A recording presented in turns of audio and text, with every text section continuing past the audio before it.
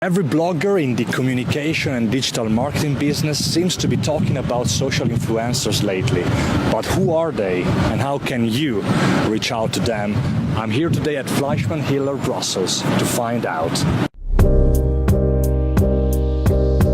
Luis, tell me, just straight, what are social influencers? Social influencers are a lot of things. I mean, social influencers came to be as a marketing tool. So I think when a lot of people think of social influencers, they obviously think of the Kylie Jenners of this world, the beauty bloggers and the fitness bloggers and the fashion bloggers that promote products.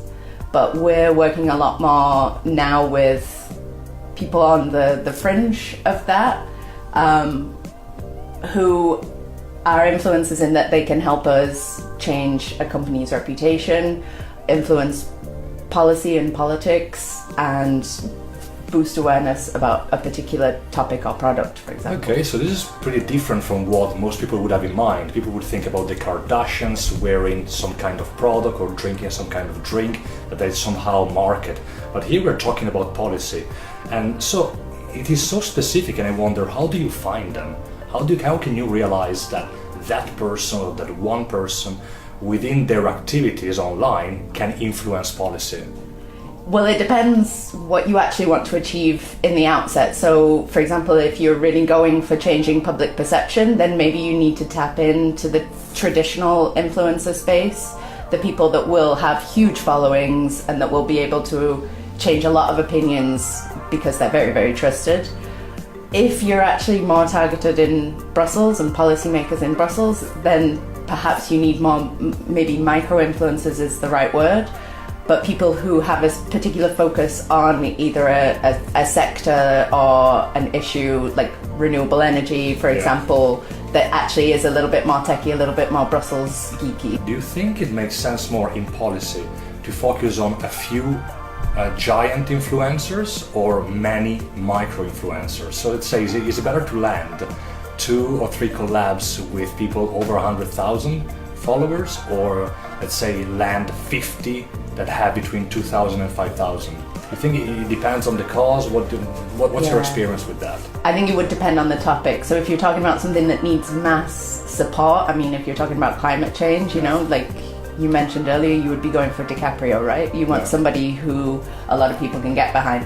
If you're talking about the rise of renewable gas energy, then you're going to want to communicate to a more specific audience, purely because you're not going to get any action out of a general audience. Do you have any practical examples of work you have done in the past or you're currently doing with such influencers?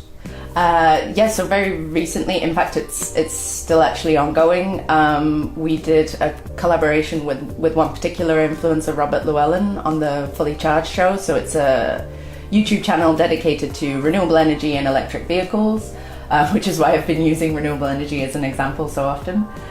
And that was with the European Investment Bank. So they wanted to showcase the projects that they fund. So they invest a lot of money in particularly renewable energy and SMEs and all of these things that are very good for the European economy that wouldn't happen if it wasn't for sort of public funding.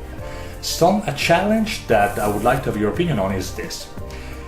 Whether it is a client or a colleague or different departments, the struggle here, in my opinion, is KPIs, because it's hard sometimes to quantify with numbers the power of the increase of a brand. Yeah. It's not just about the reach on Facebook, the visualizations on YouTube, the amount of views on Instagram stories. It's not just about that, and especially when you talk about quality over quantity, how do you go about making departments, let's say, that do not work in communication understand whether the employment of a social influencer was good or not so good?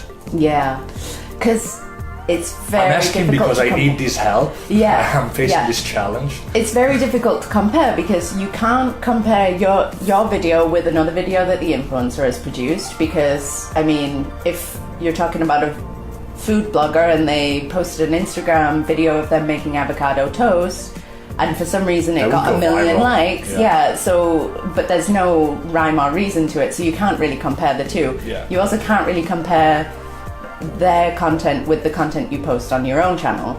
So I think there are a number of things that you can do that I would, when we talk about how successful an influencer campaign has been, we package it in a sort of case study. So we take the statistics that we do find to be pertinent. So how long people watch the video, how many people clicked through to the website that we put in the bio. Which is a lot harder than getting than getting views. Yeah, exactly. Click through is a lot harder than just getting a 3 seconds view on Facebook. It's like the point of working with an influencer is that you know that the audience wants to watch this video. They know that they're listening to this video and that they're taking it in. Like, you've got a captive audience because they trust the influencer. So if your objective is to reach this audience and get them to do something, then that's your KPI. Did they do the thing? Did they share it? Did they click through to the website? Did they sign the petition?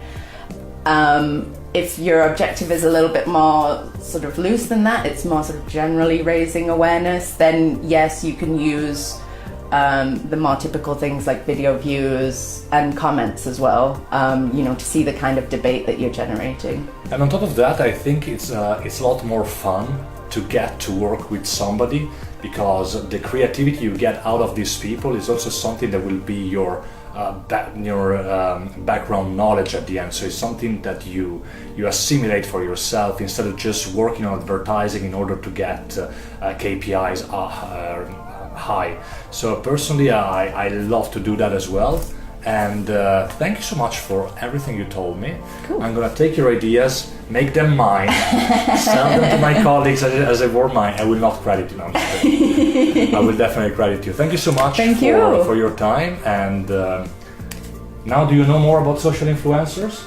I hope so.